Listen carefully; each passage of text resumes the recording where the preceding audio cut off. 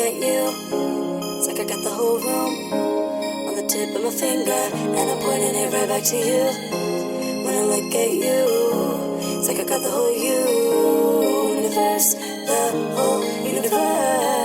Hey guys, it's Sunday, December 20th, and welcome to the Morning Star Drive, Sunday edition on 117.8. Make sure to subscribe on YouTube, follow us on SoundCloud, and support us on Patreon. Now, just a quick reminder for those of you on Patreon, you're listening only to the audio, but you can see the video on YouTube. It's an actual real video interview. So if you want to see the video, go ahead and check it out on YouTube. So it is Sunday. And I hope you guys had an amazing and awesome service, received a lot of grace, realization from the message, new direction for this week. But it's that time once again to meet another member from around the world. So who are we meeting today? We are meeting Annika LaRue from South Africa. Guys, you have to listen to this amazing interview, really inspiring. Her whole story from when she was young all the way to getting into this history, and you really feel God working in her life. So I hope you guys will really enjoy this awesome interview. It's her entire journey. And guess what, guys? She's not even a year in Providence yet. She will be 1 year on Christmas Day, so it's just coming up around the corner. Amazing bride. So everyone, just get ready for an insightful, fun, inspiring interview. Get your bubble tea or coffee ready and enjoy. Hey everyone, how's it going? It is Sky once again. Hope you guys are having an amazing and awesome Sunday. Yes, I hope you had an awesome service, had a lot of realizations, and we got new direction for this week too, which means it is time for the Morning Star Drive Sunday edition on 117.8. And we're going to meet someone new from around the world. And who are we going to meet? Well, we're going to go all the way to South Africa. Well, we're not really going to South Africa because she's not in South Africa right now, but she is South African. Everyone, please welcome Annika LaRue. Hi everyone, I'm Annika. I'm from South Africa and I'm currently in South Korea. Awesome. And very, very grateful and thankful that Annika is spending this time, just giving her time up for this interview. I super appreciate it. And I know that people in the future who are going to watch this interview too, they're going to appreciate it also. Now, for those of you who are joining us for the first time on the Sunday edition, there are two reasons why we're doing it. First and foremost, this is a time where we have this English world in Providence, and there are kind of few of us, but spread all over the world. We don't get a chance to meet each other, but through these Sunday editions, we can meet each other without actually going to each other's countries. And it'll be that connection point that when you see each other in another country, whether it's in Korea or somewhere else, you'll be like, oh, Annika, I saw your interview, right? And you'll have that connecting point. The second thing, and this is something that's kind of a bigger vision that I see through these interviews is, I really see that one of the things that we've really wanted, like for us looking back at Jesus' time 2,000 years ago, we would really love to have seen these interviews with the disciples, like, Peter, who are you? And then he could just speak his mind, right? So in the future, 1,000 years down, same thing's going to happen. People are going to wonder, what were the people like at the time of sunsetting? And these kind of open the door to people's lives living in this very time. Okay, so with that put aside, let's get into today's interview. All right, Annika, thank you so much for joining and doing this interview on such short notice, because I asked you yesterday to do it, right? Yes, but okay, I'm sorry. So we're all curious, and we always start on these interviews starting from the very beginning. So what was life like growing up for you in South Africa? Wow, life growing up in South Africa. So in South Africa, I lived in a really, really small city. Like it's like kind of in the desert, very dry, very small place. So my childhood growing up, like I was so lucky to have a family that is like a really Christian and a really loving family. So in my family, we were really, really close. But my school years wasn't that good. Since we are living in a really small city, the people you start school with is the same children you finish school with. So there's not like kind of new people coming or people going. It's like all the same students. And like for some or other reason, there was this one girl who really didn't like me, like from the beginning, and she was like kind of the one who ruled everyone. It's like if Ugh. everyone says like jump, she will ask. Everyone will ask, okay, how high should I jump? So Right. whatever she said you have to do, everyone will do it. And she didn't like me, so she would start on like really, really extremely bullying me, like so much. Like I remember like times where when the teacher goes out of the room, she would just like snap her fingers, and then this one girl will come and then pick me up here against the wall, and they will just hit me. Or on What? like break times, like they will just pull me to the ground. Or like, yeah, it was really, really hard. Like every time when I needed to walk back home, I knew, okay, around that corner they're usually waiting for me. So then I was Mm. so scared to go home. And then when I would pass them, they will grab me on my back and pull me down. So that continued like almost my whole school life. And when I really didn't have any friends, and when I came to high school, because we have like two different schools, like primary school and high school is separate. And when I have a sister that's 3 years older than me, and she was totally the opposite. She was like this popular uh, girl, and everyone liked her. Everyone wanted to be her friend. She was good in Mm. sports, good in academics, like really pretty. So she was like all like opposite from me. And then when I came to the high school, it was also really difficult because then we were in the same school, and she would always protect me. So she would always, if she knew somebody was rude to me, she would go and uh, like tell them not to be rude to me. And then it would actually just make things worse, because then the kids will go on, yeah, we only like you because or we only pretend to be nice because your sister. And like, then it was another different thing. And then when I was in grade 9, so around 14 years old, I really made like a bit wrong friends, because like all this year I couldn't say anything. So I had so much like frustration building up inside me because I couldn't like say anything at school. And then whenever I get home, I would just like have a lot of anger, like issues. Like I would like be really angry towards my parents, and I would like outburst like really a lot. So I struggled Mm. a lot with like anger. And I would really not be the best child at home. I made it really difficult for my parents, like screaming if I was talking to my mom and she just suddenly look away. I would like scream on her, tell her like, no, why don't you listen to me? Like I was really, you know, difficult at home.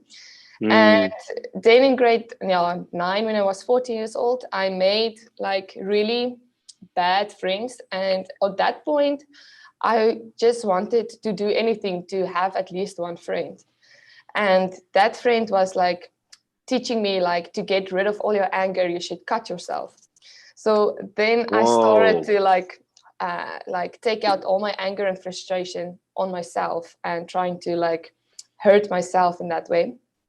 And then after a while, there was that one girl who didn't like me. She like would write me letters like saying like, God doesn't love you, you were a mistake, the world would be a better place without you. And Gosh. she will like give me methods on how to kill myself. Like she would like literally say, use this to do this, and then you will make everyone happy. And then like if you hear all those things, then there comes a point that you really believe it, that you just Mm. doesn't want to, because you don't see the point in like going to school every day, struggling every day, getting bullied, like every day crying. It was really, really a lot to take. And at one point I just couldn't anymore. And then I tried to like commit suicide, but then it didn't work, obviously. But I'm so happy you can laugh about that. It's like I tried, but obviously didn't work. I'm still here. Yeah. Yeah. But I really thought like when my parents is gonna find out about this, they're gonna really be Mm. angry. But when it happened, my dad actually just came to me and he just held me, and he was just saying, like, remember, I will always be your friend, not just your father. So like my family was really supportive, and I spent it because I didn't have any friends. I spent my time with my family. I will like saw my dad as my friend, because we will go motorcycling together, or we will take weekend trips away, just my dad and I. So we got really close because of that situation. And then, yeah, in grade 10, my sister left school when I was 15, and then I wanted to go to a new school. But that's the time when I was really like not okay in my thoughts. Like I was really depressed, like really bad depressed, and yeah, suicidal thoughts. So then the next school that I could go to was like 3.5 hours drive from Oh where my man. parents live. So then that situation wouldn't be okay. So like I need my parent support. So then I just like kept going on to that school, and then it became better, and then I could handle it more. And yeah, somehow through that all, I know now like God gave me the strength to get through it, because I don't know how I would be able to survive without God. And then when I finished high school, I was like, oh yes, now I can go to university. Now I'm done with this, this children. I can just go. Right. But then that one girl, she ended up studying at the exact same university, the exact same course as me. So we were again in all our classes together. And then I was like, oh, stressing so much about it. And she even texted me saying like, remember, I will always be there to remind everyone of who you truly are. So she really tried to like bring me down, and I don't know why. But luckily we were in two separate residents, so I could make my friends. And luckily there in the university, there are a lot of students. So in our classes were also really big. So my friends and her friends, it didn't match. Like the people I hang out, like didn't want to hang out with her because of her character, and her friends I also didn't want to hang out with. So then it wasn't a problem. But I remember I stressed a lot about that. So then, yeah, through time I got to like make peace with what happened, but it was really difficult. Because that really gave me a lot of struggles, like trusting friends. And I was on university, I made a lot of friends, but I was always like waiting for them to like leave me, like, you know, like waiting for this is just too good to be true. Are they really my friends? When are they going to leave me? When are they going to like see the true me and then just decide like they don't want to know me like that? So I was really scared about that. But yeah, besides that situation was I was really lucky to have a family that was really supportive and really gave me a lot of love. Even though I was so difficult at home, they just never didn't show me love. They always supported me. Yeah. Oh, wow. So yeah, I'm really interested in your family. Like your family seems like you said that they supported you a lot and they were like your friends. Yes. What's your relationship like with your mom and your dad? Well, I have a really open relationship, so we can talk about everything. I don't have to hide everything from them. So we can talk about everything, and it was always like that. Even if I made like a big mistake on university, I would like go to them and I will tell them what I did, and then they will like, oh, okay, at least you're telling us, and we want to know what goes on in your life, so thank you, but please don't do that again. So so that's cool. yeah, we used to have this truth nights, like me and my family, like once a year. And then we will have to say, then we had this rule, me and my sister have to tell everything we did that we know we are not allowed to do. And my parents are not allowed to say anything about it. They can just listen because they want to know what goes on in our lives. So then we will sit down and me and my sister will have turns, and then we will just say everything we did. And then they cannot say anything. And then it's like, wow, now I had a confession. Now everything is off my heart. And they cannot punish us or anything. So we used to do that. That is amazing. That is really amazing. I got to think about that too. That's non-judgmental. Yes. And they're just there to hear you, right? Just to listen to what's going on. Yeah. So that was really cool. And like you said, your parents are very Christian too, right? Yes, I grew up in a Christian family, and my parents are really like they are really taking faith seriously, if I can say it in that way. Like my parents trained us like to put our phones, like my mom took our phones at night, because she said like if we wake up in the morning, the first thing we should do is like to pray and not check our phones. So then she would train us in that way to take our phones, or like every morning our family will have like a little, you know, that Bible app, we will just read the verse together, the verse of the day, and pray together before we will go our separate ways. So we really like, I grew up like having faith in my house. So that was really, that's amazing. yeah. How about like, so since you were born in the church, when was your like first call? Like, when's the first time you like you really realized God? Like when you were growing up? Yeah, Was there any special occurrence or anything? that's a difficult question actually. But because if you're Christian your whole life, it's like difficult to pinpoint like where exactly you felt God the first time. But the first time I really experienced why it's important to have a relationship with God, and where I like felt like shockingly realized, wow, my relationship should come first, is actually in 2015. I had a dream, and that dream really like had like have a big realization, because like my whole life, even on university and on school, I never had a boyfriend until today. And on university, it's something that is really like, it's bothering you, right? Because like all your friends is having boyfriends, and like if you go to formal, you're always the one they have to like arrange a blind date with, or you're always the one left out. So then it really bothered me on that point. And then I really prayed to God, and I was like, oh God, why don't I deserve that kind of love? Like I didn't understand. And then one night I prayed like that for a long time. And then in 2015, I had this dream while I was dreaming. And I had a white wedding dress on, like a really white wedding dress. And I was like, in the dream, I saw like a really sharp light from the front. And then when I woke up, I just realized that I should be God's bride. And since then, since 2015, I was like living with the idea of like, I don't need to have physical relationships with guys, but I should only live for God, and I should only be God's bride. And from that moment, I really realized that the purpose is for me to like have a relationship with God, and a close relationship with God. So that's from that point is like where I really realized shockingly, like, wow, I should focus on my relationship with God and not care about the physical things. So that was 5 years ago. Yes. Yeah. Okay, so 5 years ago, and that's when you're in uni at that time. Yes, in my third year. Wow.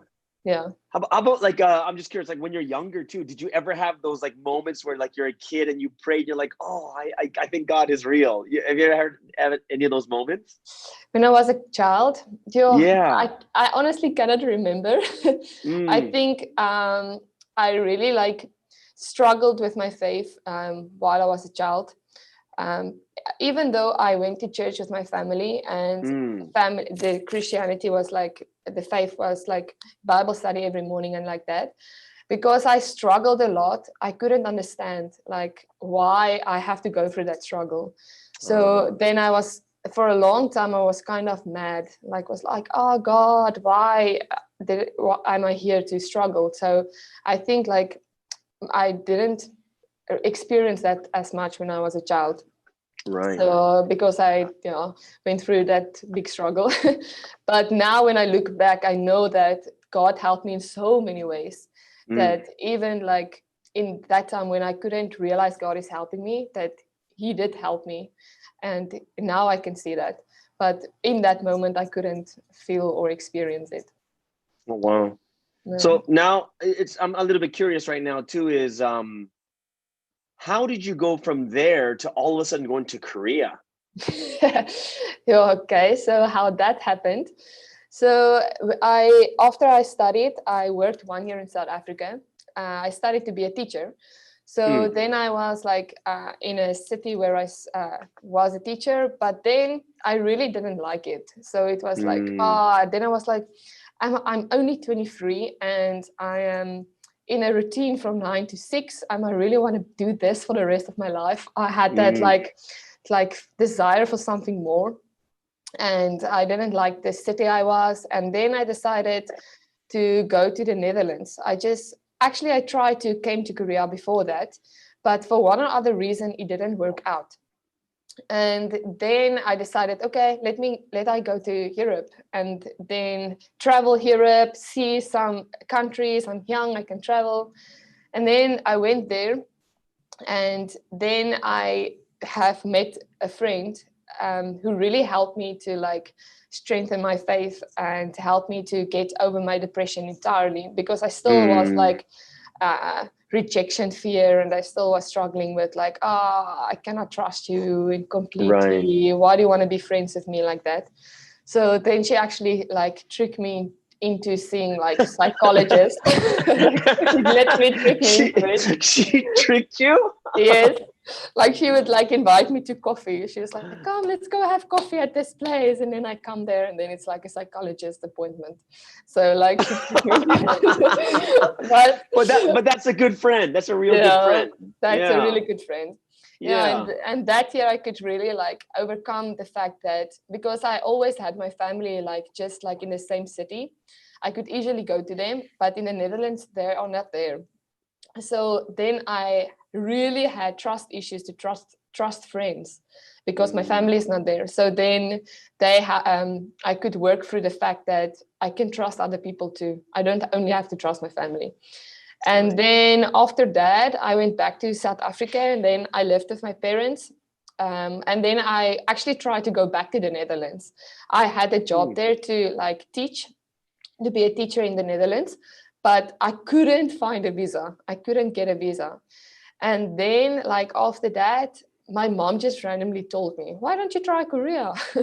And then I was like, okay. And then I was like, then I prayed about it, and I really felt inspired that that is the way I should go. God is leading me there. And then I asked that one friend that was with me in the Netherlands, who helped me. I was like, let's go to Korea. And she was like, okay, let's go. And then for 3 months, we like really tried to get into Korea, but we wanted to be at the same school or like in the same city. And then we got like 7 different contracts. And each contract, like when already signed contract, but when it sends to the embassy, it gets blocked. Like our visa just gets blocked for 7 times. And then after 3 months, me and this friend was just like, okay, let's just split. Let's just go to different cities and see what happens. And immediately we got a job. Like immediately we got a job at different cities. And then I'm not like on that point, I was afraid to go to a city where I'm alone and I don't know anyone. So that's when I started to go on Facebook. And that's when I was like, okay, I'm going to be in Daejeon. What Daejeon group is there? And then I was like, okay, this is Daejeon Women. Let me scroll there. Who's the members? And then I was like, okay, this girl looks nice. And then and then it was Yongse. And then I was like, hey, I'm coming in 3 weeks to Korea. I'm coming to Daejeon. Just want to say hi to you. And then we started chatting on Facebook. And then actually I really prayed to God and prayed that I should be on I want a South African friend close to me, like just quickly can pop in for coffee. And then actually when I got here, Yongse was living like in the next street. Like we were living like 2 minutes away from each other. Oh, no way. Then I was like, what? That's crazy. This is just God. So then I was so happy. And then, so how did you get from like, now that you contacted her and said, hey, I want someone to meet, in Daejeon, how did it get from there to like Bible study?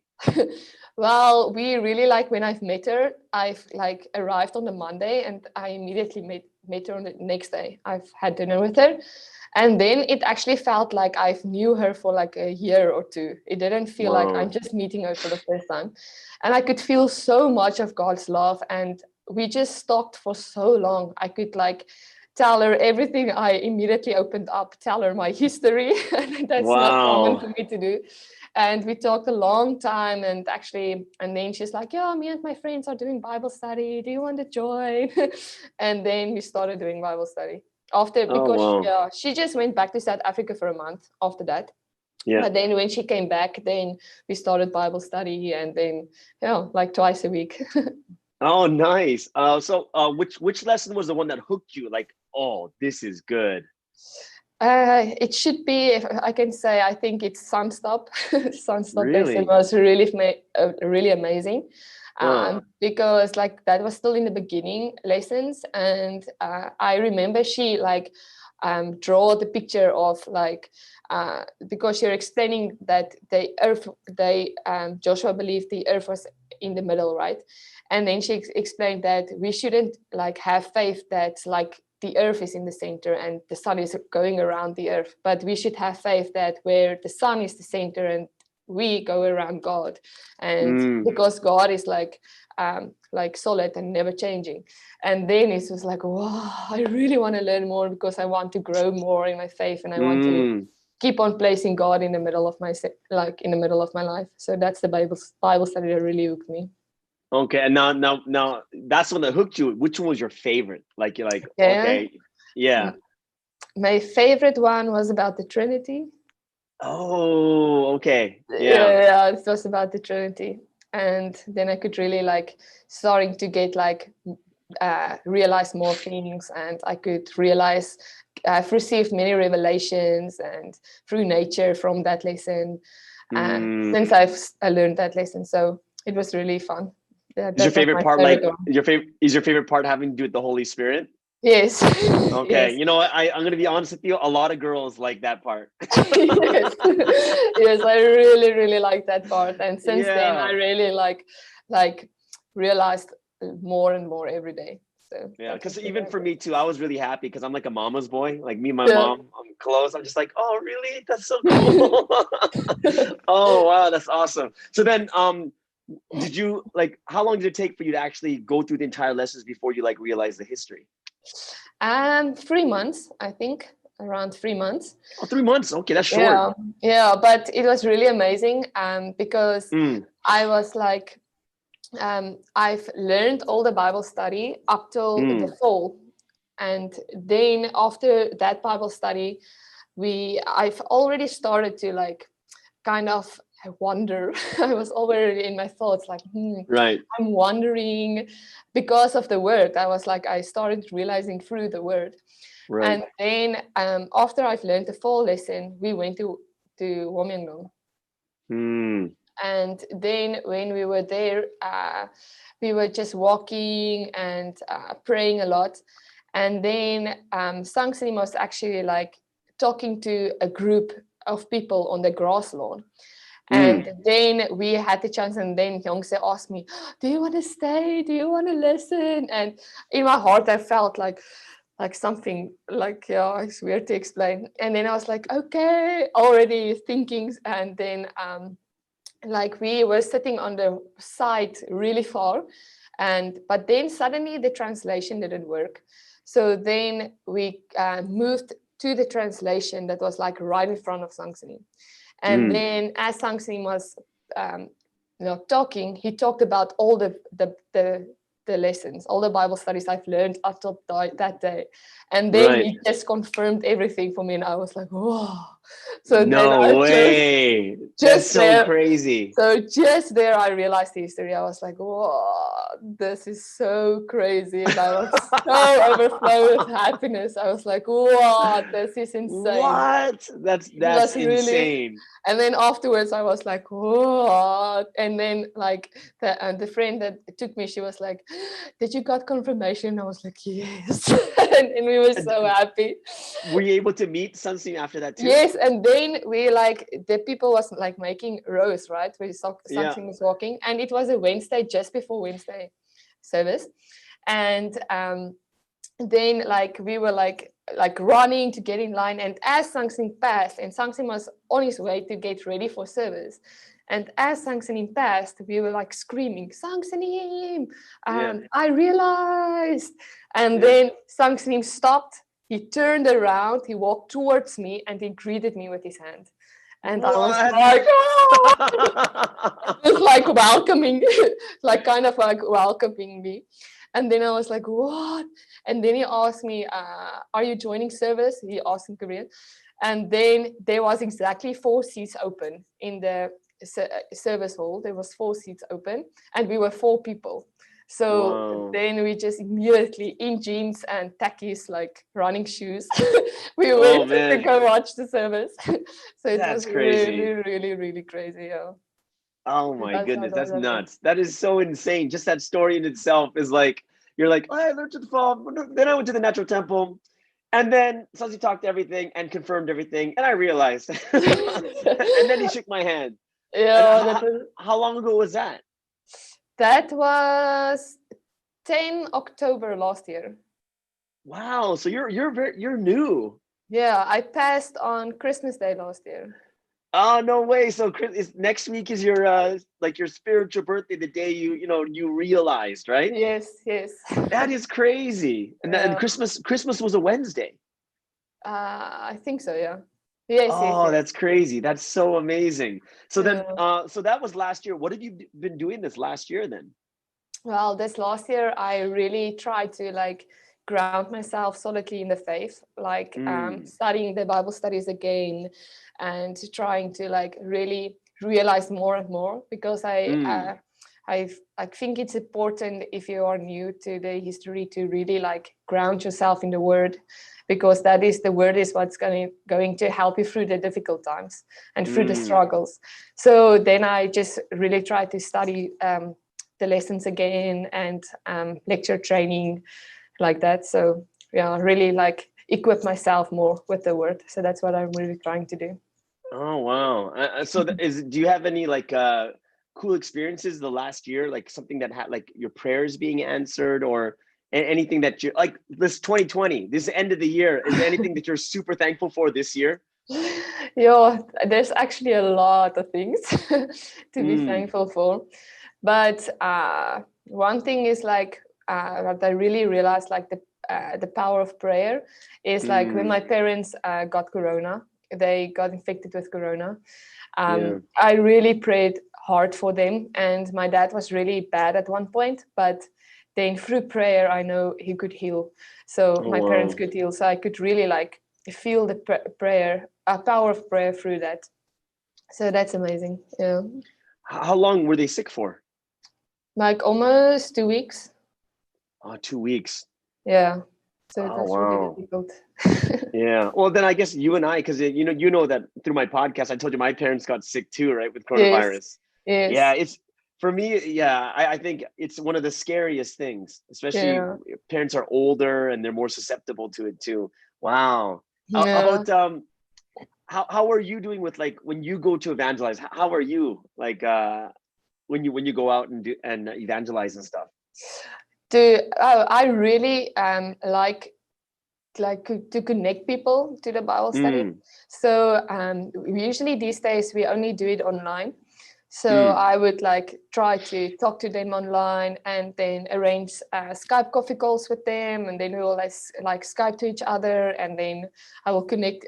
Like the next meeting, I will ask Yongse to join, and then Yongse will also get to know them, and then after that we will just do Bible study. Yeah, so it's really fun. I really like it. And you said you're doing lecture training, so are you starting to lecture a little bit too? Yes, I can lecture 4 lectures now. Nice. just finished one yesterday. So, and there was one one girl, 2 girls I taught Sunstop to. So that's really cool. Well, that's the one that really hooked you, right? So that's the one you really like. Yes. So I started with that one. How was your first experience of lecturing? It's really stressful. But if you just entirely entrust it and set the condition to like be the vessel through which God can work, then it's really, really amazing to see at the end, like, wow, I just did that. How? How could I do that? But so it's really fun to make stories in that way too. Oh man, and what were the reactions of the newcomers when you taught Sunstop? They liked it. They really accepted it well, and they really liked the Bible study as well. So that's cool. That's awesome. Oh, so it's like you're not even 1 year and you're already lecturing. That's awesome. Yeah, that's something that I think people got to start early, get tons of experience, and start lecturing at a very, very early stage. And that's great. Wow. So Yeah, then, I think it yeah, I go think ahead. it really helps for your faith as well, because Mm, I understand the Bible studies better if I lecture training them, because right. then I get the more background about it.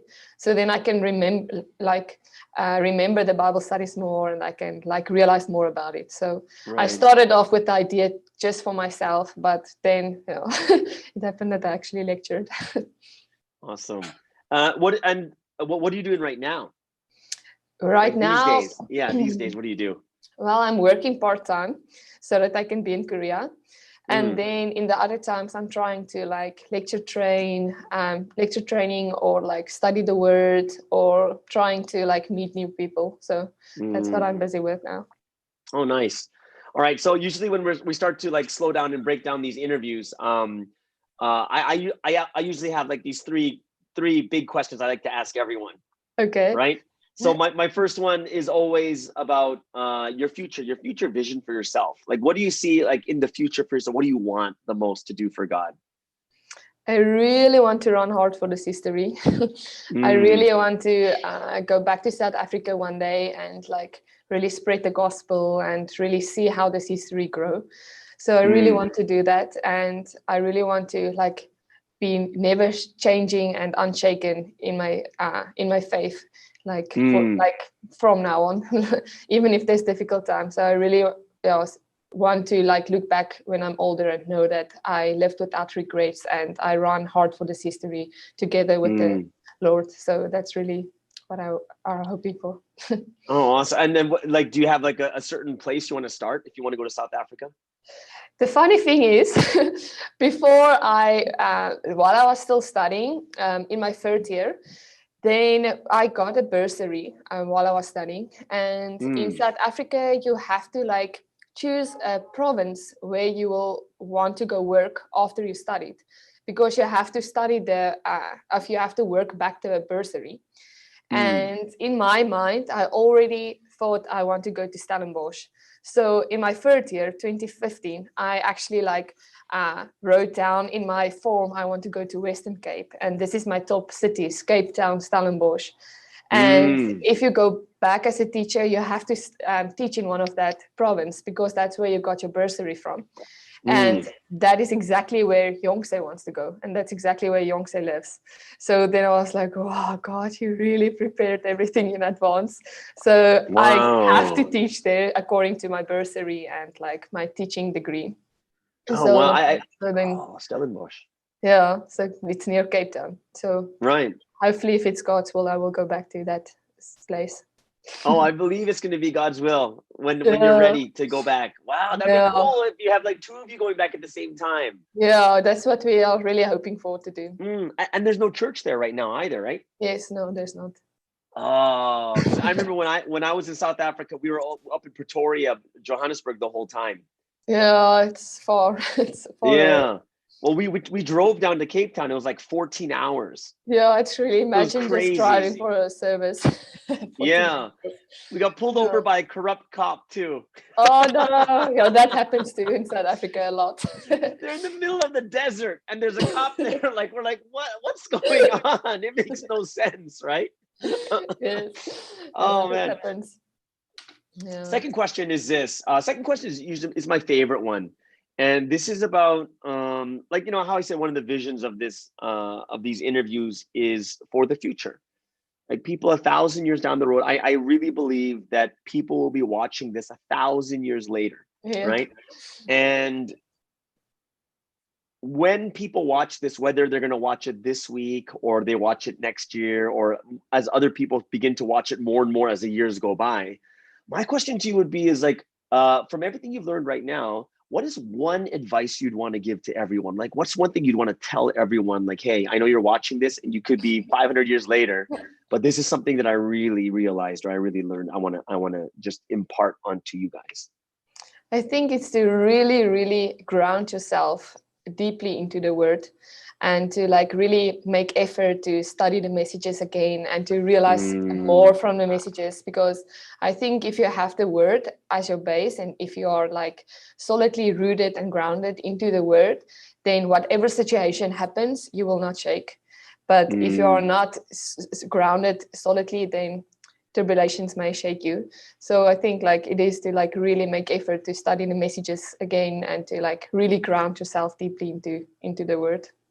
Oh, awesome. Yeah, and I'm sure it's such a, I remember when I was in South Africa, whenever there's something deep, they're always like, sure. Right? Yes. Oh, that's Sure. yeah, it's like, oh, laka. It's so laka. Yeah, Yes. and I know that many people are going to be benefiting from that advice also. Which leads us into the last question for today, which is the song. Which song would you like me to play to ride you off into the sunset at the end of this interview? I think it will be the song "For Whom Did I Come For." Oh, yeah. That song, because that's a really special song to me. That's the song that played on my passing day as well. And that's really a song that I treasure. Oh, cool. All right. So you guys heard that. We're going to be ending this interview on the song "For Whom Did I Come," which means, as the last question, we're here at the very end of today's interview. First and foremost, we need to give glory and thanksgiving to the Holy Trinity. So let's give them a big round of applause, Holy Trinity. And of course, we're going to give another big shout out to Annika. Thank you so much for spending this time on this interview. Thank you for having me. Awesome. Which means that everyone, you know what that means? Sadly, we're already at the end of today's interview. I know that everyone enjoyed this time getting to know Annika a little bit better, which means that next time you see her, you could say, "Oh, Annika, I saw your, I saw your interview. I loved it." Right?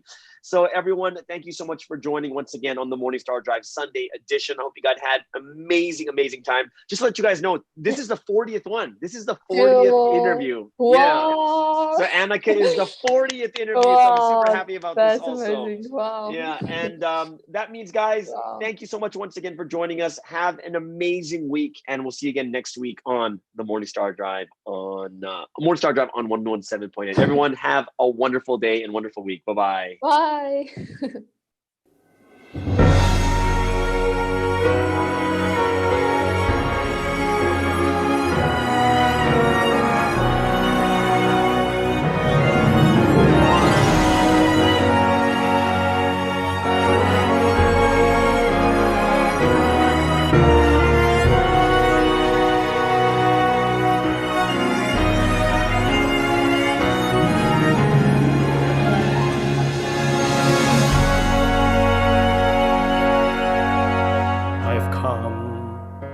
Into this dismal world.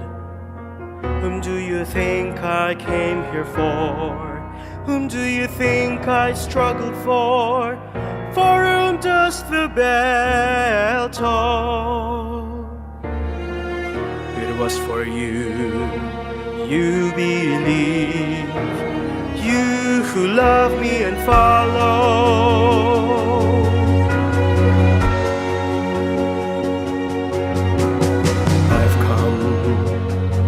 To this dismal world.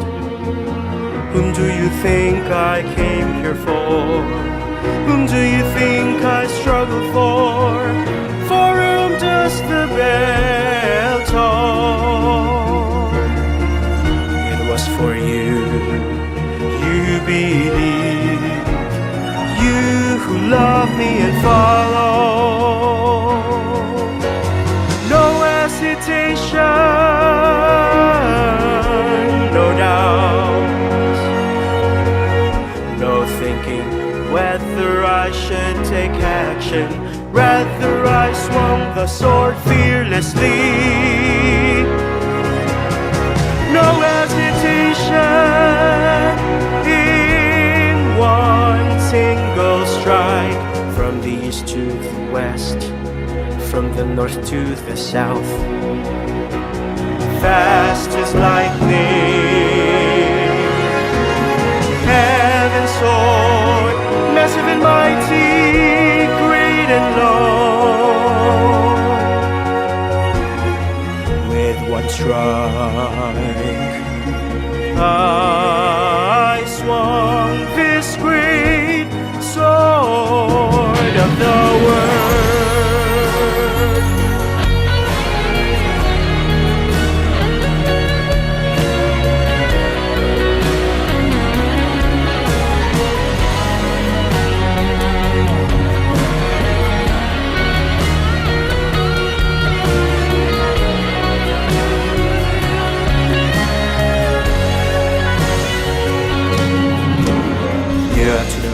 You have to realize, follow me and believe. God has surely sent the Lord. It is I. Quickly, you must believe. Follow, for the time is passing. Once the time has passed by, it will never come back. You must believe the Lord has come again. Time that's past is already dead now. You must make history that will remain. Let's create what's eternal. The Lord our God never rests his gaze, but with fiery eyes of love, he watches over all of us. I love you all, so I ask, please fulfill my